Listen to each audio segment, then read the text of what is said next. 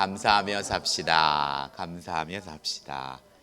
예, 감사할 조건들이 있을 때는 입에서 저절로 나옵니다. 하지만 우리가 어떠한 일이 있어도 하나님 감사합니다라고 상황을 뛰어넘고 때로는 눈물을 머금고 감사를 선포할 때 하나님께서는 우리를 감사로 인도해 주십니다.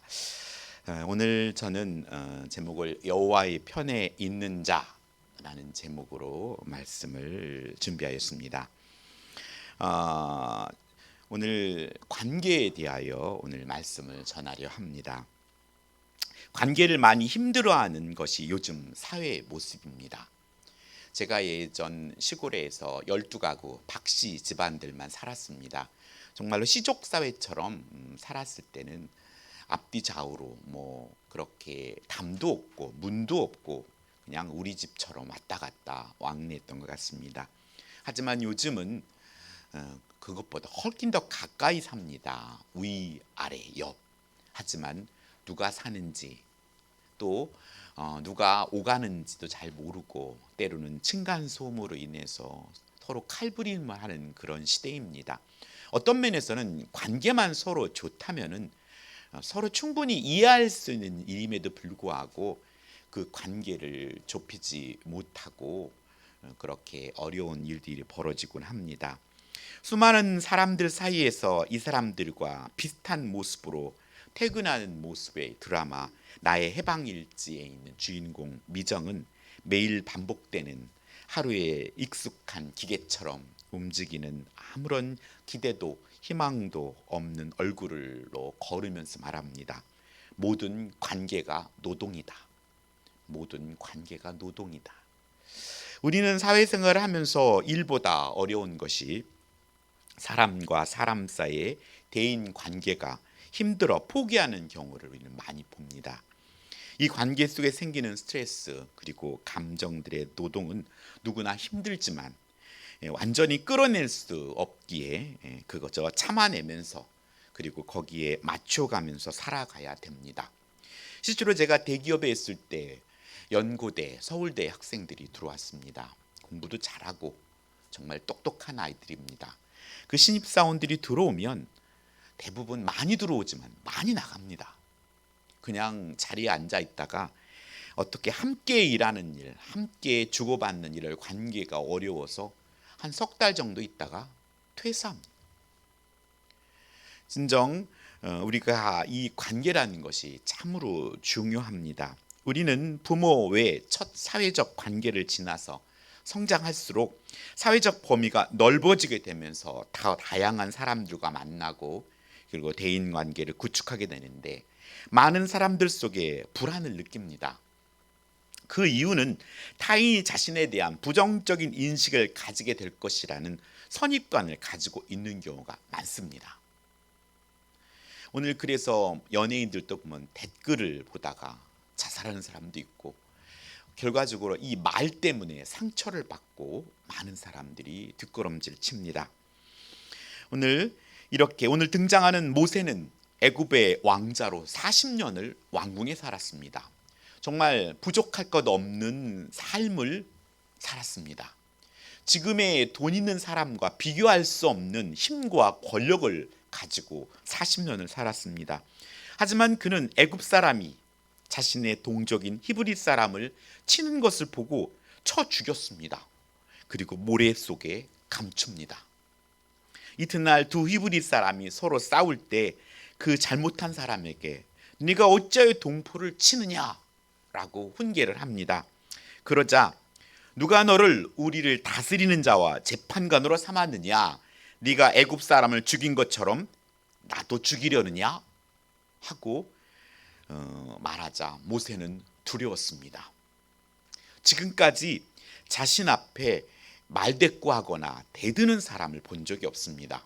자신이 말하면 그 앞에서 모든 사람이 죽는 신용까지 했습니다. 하지만 모세가 그 히브리 사람 때문에 애굽 사람을 죽인 일로 인하여서 그는 두려웠고 그가 발각되게 되자 자신을 죽이려는 바로를 피해 애굽에 40년을 피해 살아갑니다. 40년을 왕궁에서 자기가 하고 싶은 말 다 하면 살았는데 이제 40년은 우리식으로 말하면 처가살이를 하면서 40년을 삽니다. 광야에서 자기가 해보지 못했던 것을 목동을 치면서 극과 극의 삶을 삽니다. 그리고 그의 나이 80이 되어 하나님의 부르심을 받습니다. 하나님은 모세에게 이적을 보이시며 애굽의 바로 왕에게 가서 이스라엘 백성을 가나안 땅으로 인도하여 내라는 명을 받게 됩니다. 하지만 모세는 그들이 나를 믿지 않고 내 말을 듣지 않을 겁니다 하고 거절합니다. 나는 본래 말을 잘하지 못합니다. 나의 입이 뻣뻣하고 혀가 둔합니다. 핑계를 댑니다. 모세는 자신의 말이 거절당해 될 것에 대한 두려움이 있었습니다. 우리가 신앙생활을 잘하는 것과 그리고 믿지 않는 사람들, 아니 더 나아가 교회 다니는 사람을 공개적으로 싫어하는 사람들과 함께 살아갑니다. 그 속에 어떻게 하나님과의 관계를 유지하고 또 자녀로 살며 불신자들과 관계를 맺고 더 나아가서 복음을 증거하는 삶을 살 것인가 하는 기로에 우리는 서 있게 됩니다. 이런 사람들과의 관계에서 어려워하는 모세에게 하나님은 아론을 붙여줍니다. 아론은 모세의 형으로 말을 잘했습니다. 하나님은 사람과의 관계가 힘들어한 모세에게 아론을 붙여주심으로써 그의 사역을 효과적으로 감당하도록 도우셨습니다. 그래서 교회는 달란트와 은사가 다르고 그래서 합력해서 선을 이루도록 하십니다. 부부는 하나이듯이 내가 부족한 부분을 한쪽에서 감당하도록 하기 때문에 그래서 부부가 서로 돕고 의견을 존중하는 것이 내가 영적으로 건강하게 서는 비결입니다.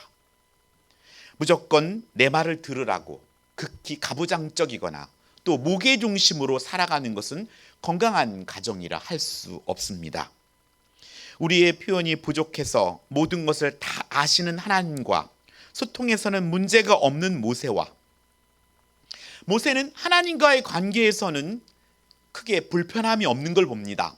모세처럼 하나님을 대면했던 사람도 없습니다. 하지만 모세는 사람들 앞에 서는 것은 두려워했습니다.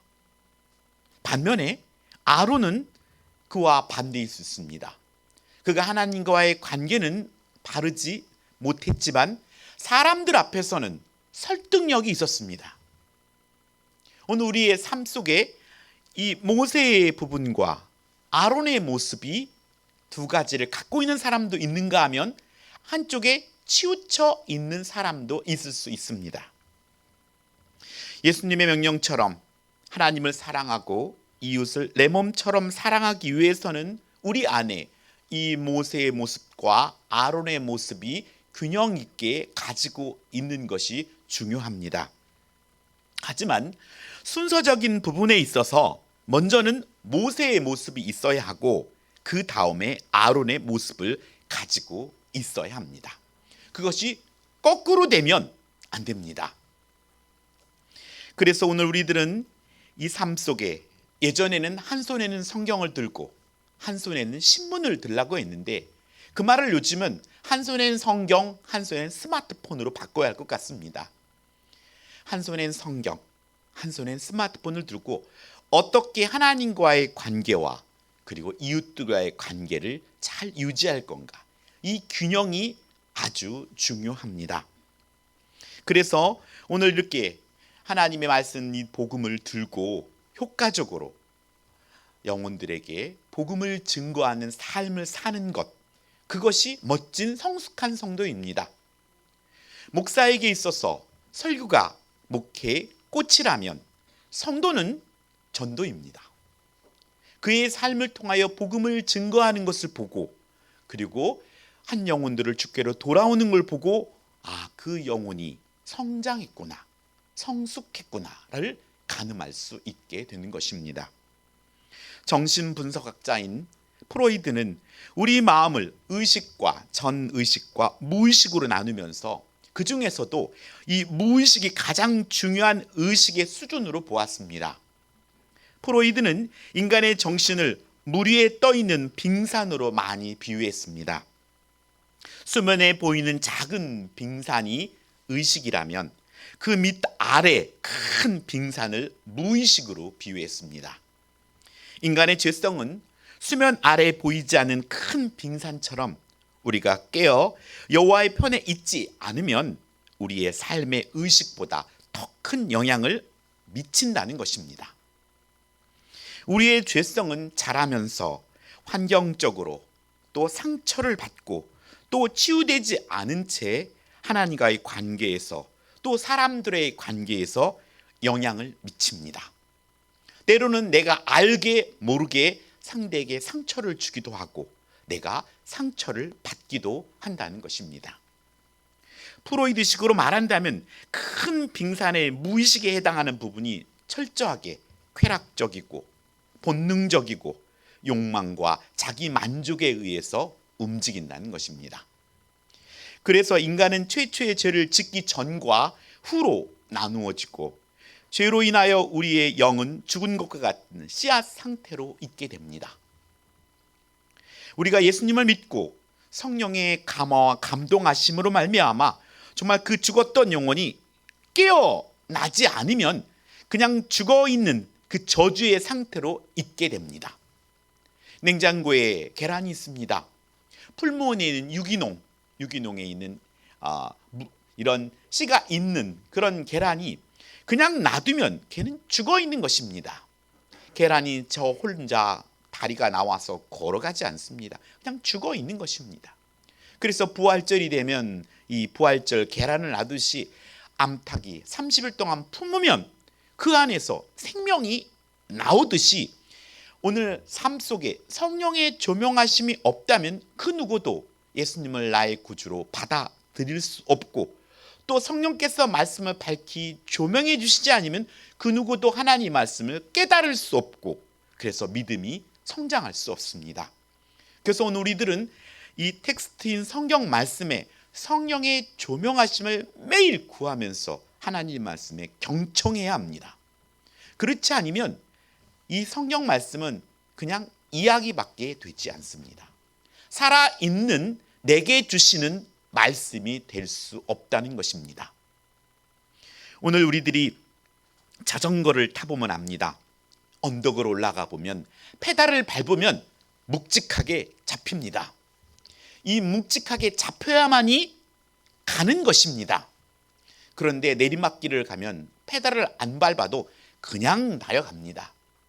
여러분이 살아가면서 뭔가 믿음 안에서 묵직하게 밟힌다는 것은 내가 하나님의 일에 동참하고 있다는 것이고 그냥 밟히지도 않고 그냥 가만히 자연스럽게 간다라고 생각하는 것은 나는 누군가의 힘에 의해서 끌려가고 있는 것입니다. 누군가의 도움을 받고 있다는 것입니다. 적어도 여러분의 형제, 또 교회 성도, 또 여러분을 위해 기도하는 사람 때문에 가고 있는 것입니다. 그냥 가만히 있는데 가는 것은 없습니다. 그래서 성숙하다는 것은 나도 그곳에 동참해서 체인에 발을 놓고 밟아야 한다는 것입니다. 밟는 만큼 또 내게 책임이 있고 그에 따른 감사가 내게 있게 되는 것입니다. 하여 여러분의 신앙생활을 하면서 내가 지금 체인을 받고 있는가, 묵직하게 밟히는가, 아니면 그냥 밟히지 않고 그냥 따라가는가 자신을 돌아봐야 합니다. 밟고 힘이 가는 것은 내가 어른이고 성장한 것이고 그리고 책임을 지고 있다는 것입니다. 성경은 인간은 계속해서 겉을 보고 하나님은 중심을 본다고 말씀합니다. 모세는 하나님과 소통하고 아론은 사람과 소통에 능숙했습니다. 내 안에 모세와 같은 모습이 깨어나야 하고 그 지도를 받아서 아론의 입술로 가르치고 행동할 때 우리의 모습을 통해 하나님을 나타낼 수 있게 된다는 것입니다. 오늘 본문은 모세가 하나님의 계명을 받기 위해 시내산에 올라갔을 때 땅에서는 아론은 이스라엘 백성에게 그새를 못 기다리고 자신들을 위해 신을 만들어내라 하는 백성들의 아우성에 애굽에 가지고 나온 금 귀고리를 가지고 금송아지를 만들어서 하나님이라 하고 번제와 화목제를 드리며 먹고 마시며 뛰들고 있다고 성경은 기록합니다. 극과 극입니다. 같이 나왔는데 모세는 하나님을 만나러 시내산에 올라가고 남아있는 자들은 우상을 섬기고 있는 것입니다. 이렇게 오늘 우리의 신앙들도 어느 순간인가는 내가 신앙이 아주 큰 것 같지만 어느 순간인가는 바닥을 칠 때가 있습니다.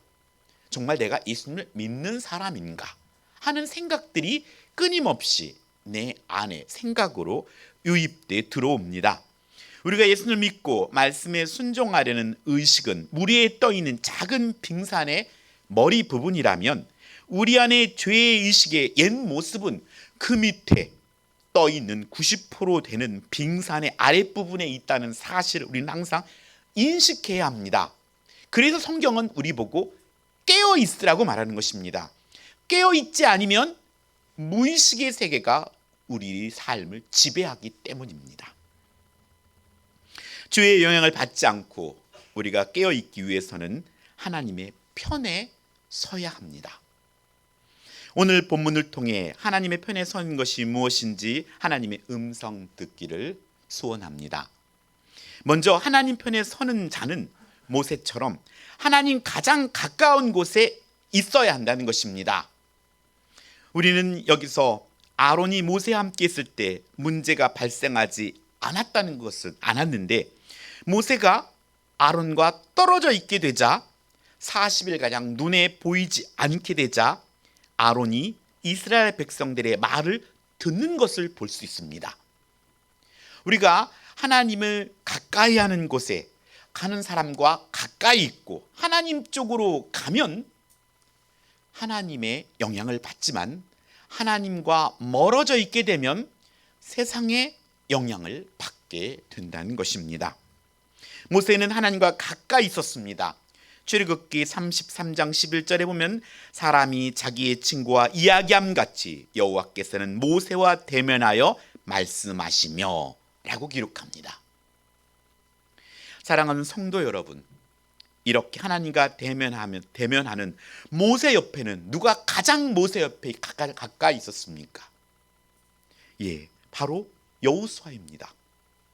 출애굽기 14장 13절에는 모세가 그의 부하 여호수아와 함께 일어나 모세가 하나님의 산으로 올라가며 라고 기록합니다.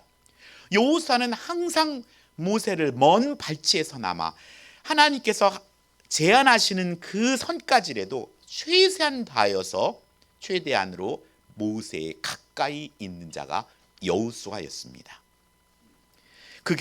그는 여호수아는 그렇게 모세와 가까이 있는 자가 되어서 모세를 이어서 지도자가 됩니다. 오늘 여러분의 삶 속에 이렇게 하나님을 가까이 대면하고 또 때로는 하나님을 가까이 하는 자를 옆에 둘 때 그것이 복입니다.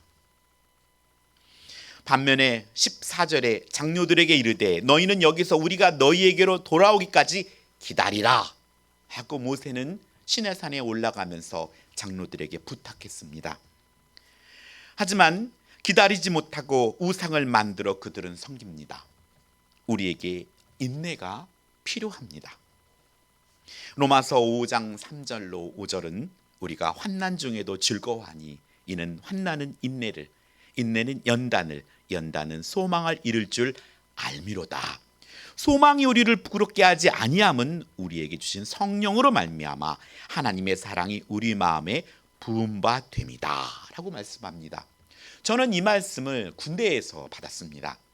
군대에 통신병이었을 때 사회생활을 하면서 몸이 약해져서 군에 들어갔는데 훈련소에 있는데 이 치아가 염증이 생겨서 이렇게 한쪽이 부었어요. 그래서 밥을 씹을 수가 없을 정도로 부었어요. 그래서 일주일 동안 밥을 씹질 않고 삼켰어요. 아침에는 스프가 나와서 괜찮았는데 점심 저녁에는 아주 곤욕이었어요. 정말 힘들었고 그냥 나중에는 밥을 삼키다 보니까 막 이렇게 오바이트 나고 일주일 동안 정말 힘들었어요. 그런데 이 하나님 말씀이 이 구절이 제게 마음속에 와 닿았고, 그날도 주일이었는지 오전 일찍 추웠어요. 1월 달 군번이었기 때문에 뭐 휴지를 주우라고 해서 나오네. 소나무 밑으로 빛이 이렇게 비치는데 이 말씀이 제게 확 생각이 났어요. 그러면서 그냥 이제 낫겠구나 하고 그냥 평안이 찾아왔어요. 그 빛이 하나님의 손길처럼. 그런데 낫겠구나 했더니 급속도로 염증이 가라앉더니 나아버렸어요. 정말 저에게 일주일 동안은 아주 곤욕이었어요. 너무 힘들었어요. 밥도 씹을 수도 없었고, 밥이 씹으면 이 살이 이렇게 씹혔기 때문에.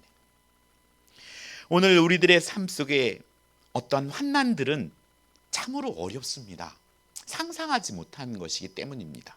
우리가 상상했다면 아마 그 정도, 하지만 하나님께서 우리에게 주신 환난은, 그 환난을 맞이하는 사람의 입장에서는 언제, 어느 때 상상할 수 없는 힘듦이지만 하나님께서는 그걸 견딜 수 있는 믿음과 힘도, 감당할 수 있는 것도 주셨음을 믿으시고 여러분이 인내하시길 바랍니다.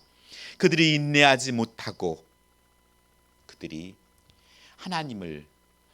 우리를 인도할 신을 만들어내라 라고 말했을 때 그들은 우상을 만들어 놓고 우상 앞에 절하고 말았습니다.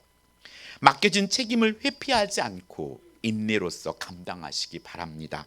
이것이 연단을 통한 소망을 이루는 길임을 믿으시기 바랍니다. 그래서 어렵고 힘든 가운데에서도 하나님께서 맡겨진 일을 충성되이 감당하려고 애쓰시기 바랍니다. 내가 지금 상황이 이런데 이 일을 하게 됐어? 라고 말하지 마시고 힘들고 어렵더라도 하나님이 맡기신 일을 충성되이 감당해낼 때 그를 통해서 우리는 더욱더 견고하고 연단된 몸이 된다는 사실입니다. 그래서 소망을 이루게 하신다는 것입니다. 오늘 우리 안에 영이 옛 모습과 습관의 지배를 받는 것이 아니라 새로운 피조물로서 성령의 인도를 통해서 우리에게 주어진 말씀을 따라 살아가기 위해서는 하나님이 임재하는 예배에 가장 가까운 자리와 그 시간을 사모함으로 참여하기를 축원합니다. 사랑하는 청년 여러분, 우리 교회에는 새벽도 있고 수요도 있고 금요 기도회도 있습니다. 오후 예배도 있고 이 예배는 하나님께서 여러분을 초대한 자리입니다.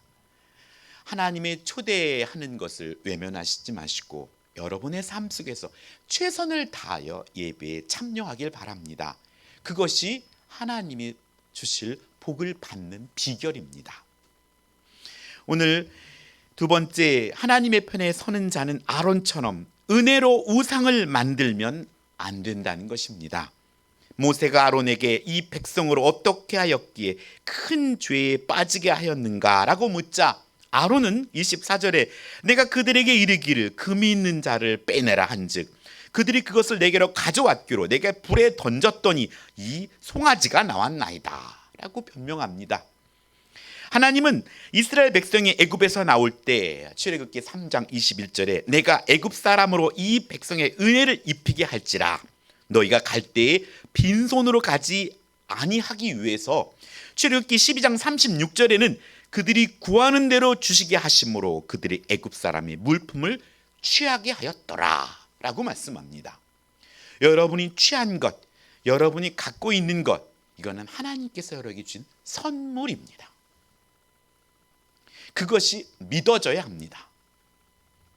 이유가 무엇입니까? 시편 105편 37절에는 이 모습을 마침내 그들을 인도하여 은금을 가지고 나오게 하시니 그의 지파 중에 비틀거리는 자가 하나도 없도다 이렇게 말합니다.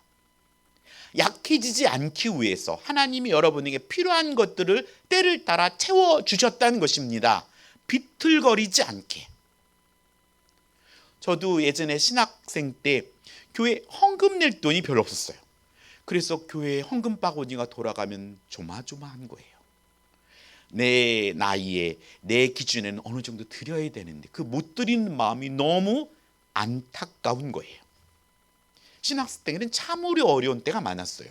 수원역에서 서울집까지 걸어간 적도 있고, 그렇게 어려울 때 정말 돈 몇백 원, 몇천 원이 정말로 소중하고, 누군가 그 손길을 펼쳐줄 때 몇 배로 감사하고, 힘들 때 저기 장로님께서, 조장로님께서 저희 주일학교 부장님이셨어요. 그래서 가끔 아내나 애들 생일이 되면 용돈을 챙겨주기도 했어요. 그때 저는 그 감사를 지금도 잊지 못해요. 힘들었을 때 한 푼 몇 푼 주시는 것은 평생 잊지 않게 되더라고요. 오늘 우리들의 삶 속에 이렇게 하나님께서 우리에게 주신 것, 이것을 잊어버리면 안 되는 것이죠. 오늘 하나님은 이스라엘 백성으로 비틀거리지 않게 하기 위해서 은혜를 베풀어 주셨습니다. 이렇게 얻은 금이었어요. 전적으로 하나님의 은혜고, 그런데 그걸 가지고 우상을 만들었다는 것입니다. 우리는 예수 그리스도의 십자가의 죽음으로 구원받은 인생입니다. 엊그제 봉화 광산에서 매몰사고 열흘째 221시간 만에 기적적으로 구조된 두 사람을 보고 우리는 함께 기뻐했던 것 같습니다. 그들은 갱도 안에서 발파하는 소리를 들으며 이런 작업 소리가 나면 희망을 갖고, 이런 소리가 안 나면 이거 포기한 건가 아닌가 하고 실망했다고 합니다. 하지만 서로 의지하면서 기다렸다고 합니다. 진실로 오늘 우리 믿는 이들에게 정말 발파하는 소리, 뭐가 작업하는 소리에겐 희망이 되는 것이고, 이 말씀을 통해 믿음을 우리가 얻게 된다는 것은 우리의 신앙생활에 희망과 소망을 갖고 하게 됩니다. 그래서 오늘 우리는 말씀을 아멘으로 받아야 하고, 오늘 우리가 말씀을 읽어야 하고 들어야 하는 것이죠. 우리가 높은 산으로 올라가려면 뭔가 잡아야 하듯이 그 잡히는 게 있어야 그 산 위로 정상을 향해 올라갈 수 있게 됩니다. 그래서 여러분, 믿음을 붙잡아야 합니다. 그래야 위로 전진할 수 있게 된다는 것입니다.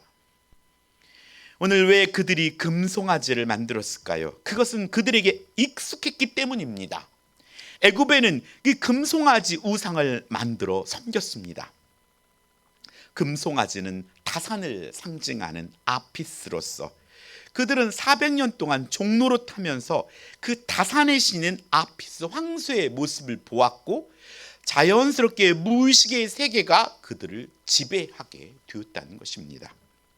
인간은 자신의 결정을 지지하며 도우며 이루어줄 능력 있는 어떤 존재가를 필요로 합니다. 나는 신을 믿지 않아 라고 말해도 그는 여전히 자신이 신이 되어서 살고 있는 것입니다. 그것이 우상의 본질입니다. 공중의 권세 잡은 자가 만든 이 세상의 풍속을 반드시 우상을 만들어냅니다. 하나님의 대적자인 그가 만드는 모든 것이 우상입니다. 시대를 살아가는 자들은 대적이 만든 우상에게 절하도록 만듭니다. 바울은 그래서 이 세대를 본받지 말라고 가르칩니다. 이 세대를 본받으며 따라가는 사람들이 이 세대의 아들들입니다. 그 이 세대에 절하지 아니하면 살아갈 수 없을 것 같아서 정말 마음은 안 그런데 억지로라도 그냥 절을 하면서 질질질 끌려가는 것입니다. 예전에 운동회 때 훌라후프를 허리다 걸고 뒤에서 끌어가는 일이 있어. 저는 힘이 꽤 셌는데 매번 끌었어요. 근데 운동회 당일날 제 상대가 저하고 비슷비슷한 애가 제가 딱 쓴 거예요. 그런데 웬걸 그 친구랑 하는데 그 친구가 저를 질질질 끌고 가는 거예요. 닭똥 같은 눈물이 뚝뚝 떨어지는 거, 막 질질질 끌려가는데, 매번 끌고 가는데 제가 끌려가니까 막 속상하더라고요. 무지. 여러분의 삶 가운데 끌려가는 거 속상해야 합니다. 내가 끌고 가야지. 그래서 주님의 손을 꼭 붙들으라는 것입니다. 주님의 손을 꼭 붙들기만 하면 절대로 끌려가지 않습니다. 주님의 손을 붙들고 여러분이 우리의 옛 모습들을 질질 끌고 가시기 바랍니다. 세 번째는 하나님 앞에 서는 자는 레위 자손처럼 헌신하는 자입니다.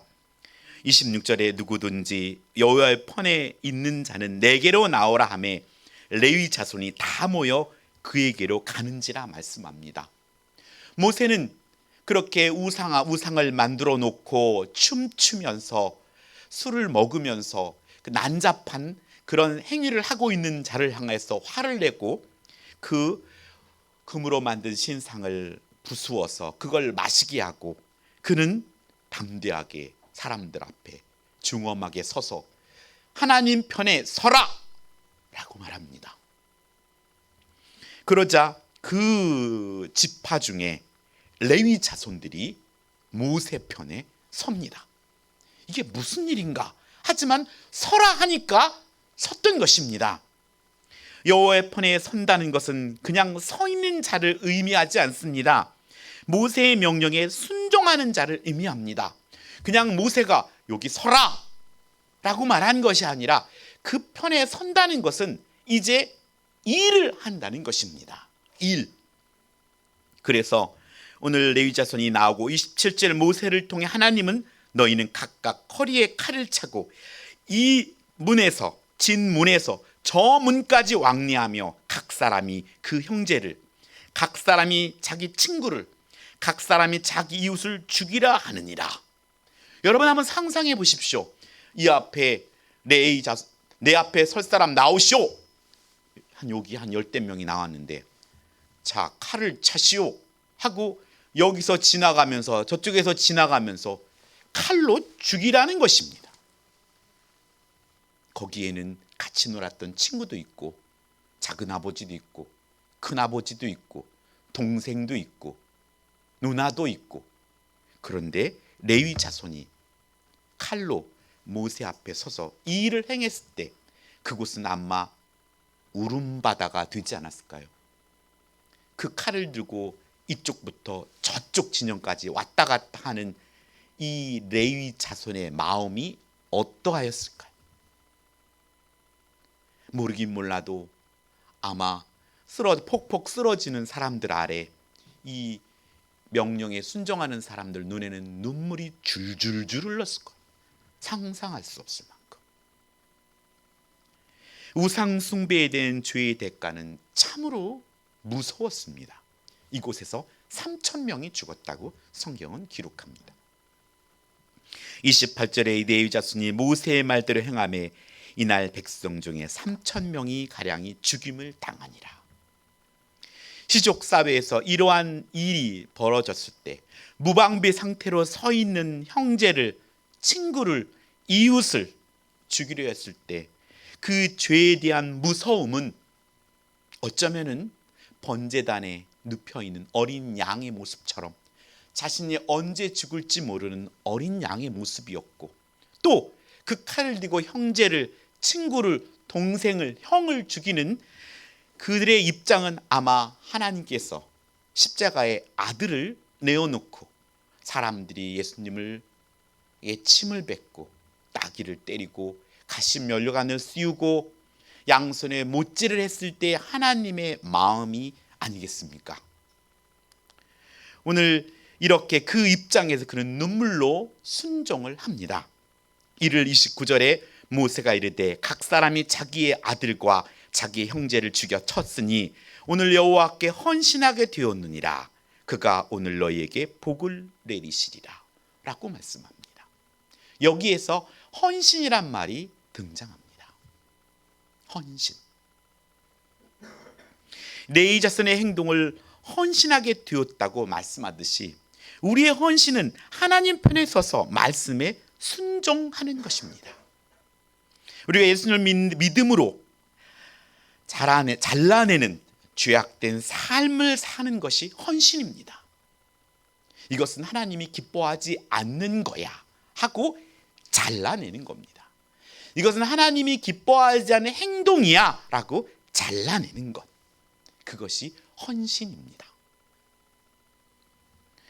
오늘 그래서 그렇게 함으로 헌신된 삶을 살았을 때 오늘 하나님의 복의 통로가 된다는 사실을 믿으시기 바랍니다.